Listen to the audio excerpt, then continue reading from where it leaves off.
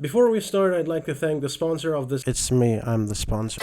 Yeah, I made plushies. Get your limited edition pyramid plushie now. Once they're gone, so hurry up. They're only available to the 21st of March.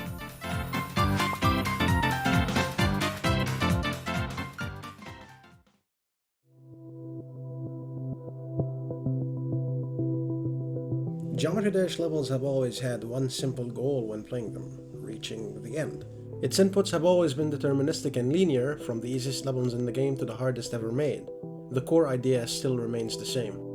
You click in the right place and at the right time multiple times in a row and you find yourself beating a certain level. That is the most basic explanation for it. Of course, the window for these clicks gradually becomes less forgiving the harder levels get, and this game is quite difficult. Take a look at this for an example. This is Zanny's reaction to beating Sonic Wave Infinity, which at the time was one of the hardest levels in the game. Oh my god, it's verified! Oh my god! Oh my god! Oh my god! Oh my god!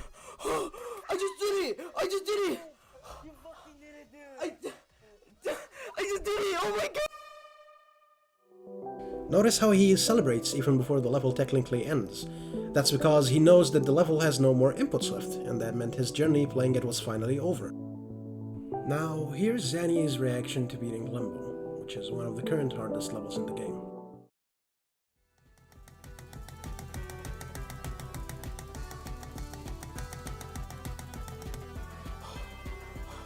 Oh my god, it's blue! It's blue! It's blue! It's blue! Oh my god! Oh, it's blue! Zanny!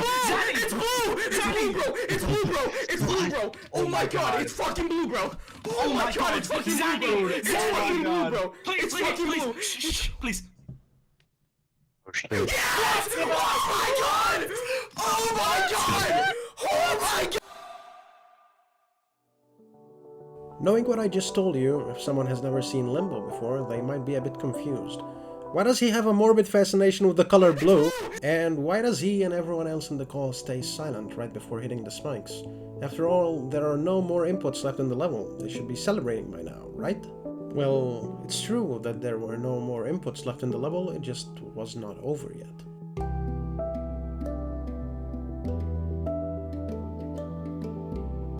Damn, that was deep, but isn't this kinda weird? The game has always been the same for years.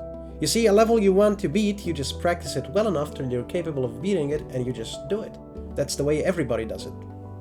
From average, casual players to the greatest of all time, the cycle still remains the same, and over the years, top players in this game gained the skill required to beat the hardest levels at lightning speed. The Demon List remains one of the biggest discussion topics in the community for a very similar reason too, as it documents the current hardest levels in the game in a descending order. And it just so happens to be that people really like seeing good players be good at their job.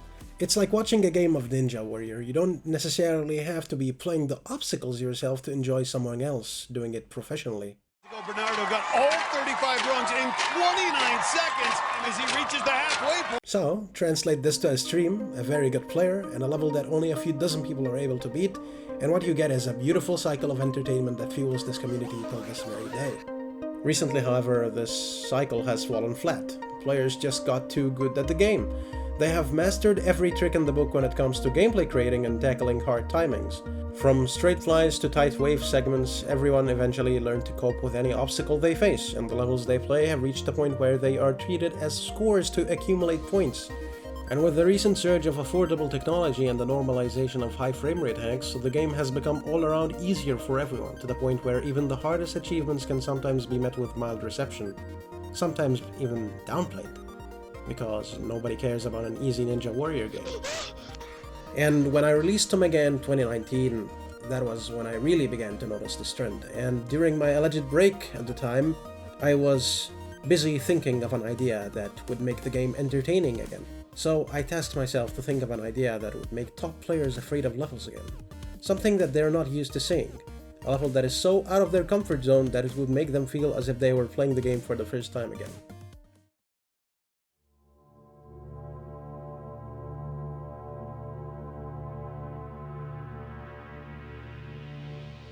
Limbo was designed to be the hardest memory demon in the game. I chose this style of gameplay in particular due to its current notoriety among players for being hard to approach and figure out. which served as a perfect building block for what I had in mind.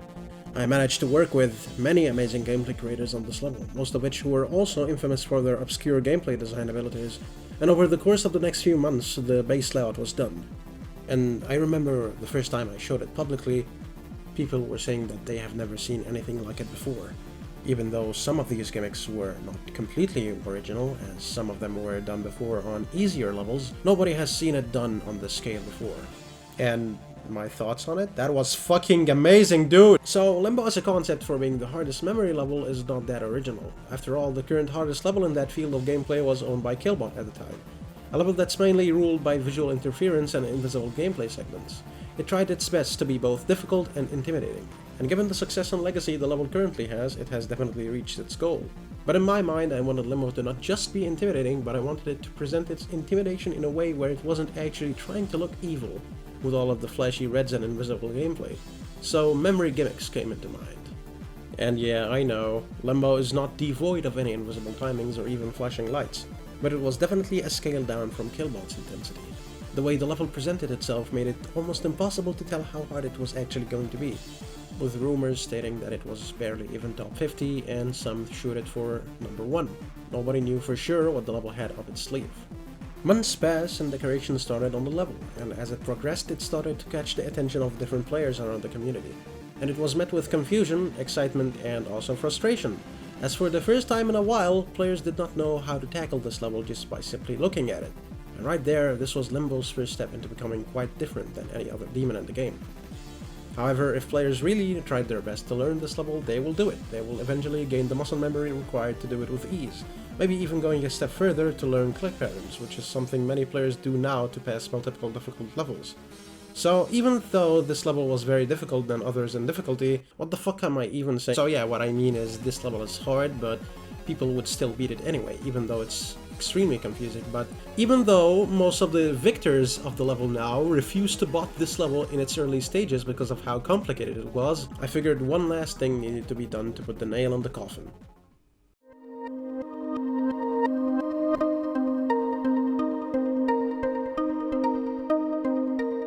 Limbo needed to end with a bang, and with its current shape, it wasn't going to end like your usual spike timing or straight fly.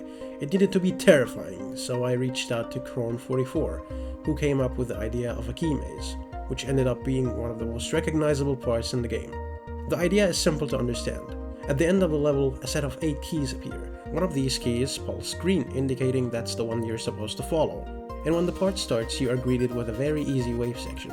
It's actually easy enough to be considered a joke for a top demon level. But the catch here was that you weren't supposed to be focusing on playing the wave at all. You're supposed to be looking at the key that pulsed at the beginning while it's being shuffled till the part ends, as if you're playing a game of a coin and a cup while playing the wave at the same time. To master this part, you need to learn how the animations work, how they move and what possible positions a key could be in when it stays, because your eyes cannot afford to be only looking in one direction. Why? Because every single attempt is not the same. Remember when I told you that Geometry Dash has always been deterministic and that you just have to click at the right place at the right time to beat a level? Well, the Limbo finale changed that. It's randomized. From the moment you begin playing till you reach this transition, every input you make ultimately doesn't matter, because the keys decide your final fate. Kron had managed to engineer a randomizer for Limbo, where it's only possible to get the same key every time unless you're playing with a bot, which is explained in this section here.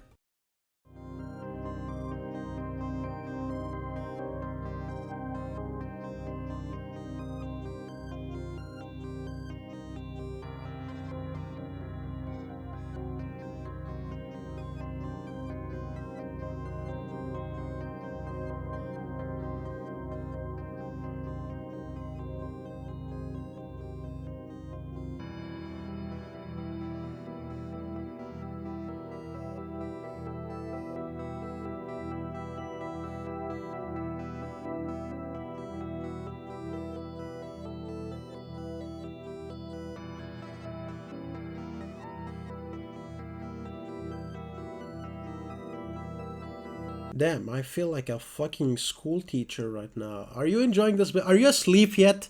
Are you sleepy? Please like and sub. So, you managed to follow the key while playing the wave. How do you win? Well, you just have to pick the key.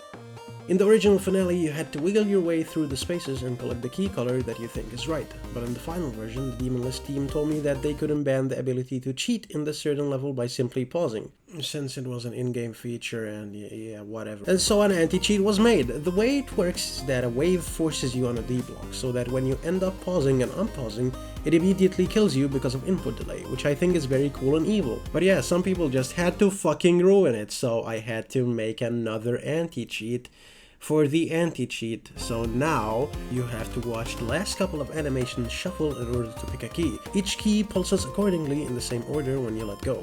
The screen pulses with the color of the key you selected. If you get it right, you fall into the abyss, floating on top of the spikes, unharmed, and you beat the level.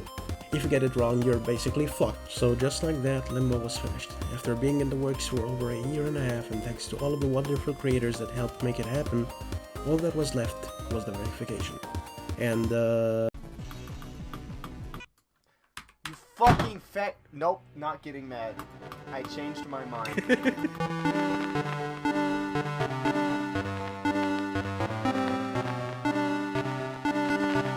B-Gram, who is one of my best friends now, was tasked with verifying Limbo, a level that all of his friends called impossible and were immensely intimidated by it, and that didn't help at all.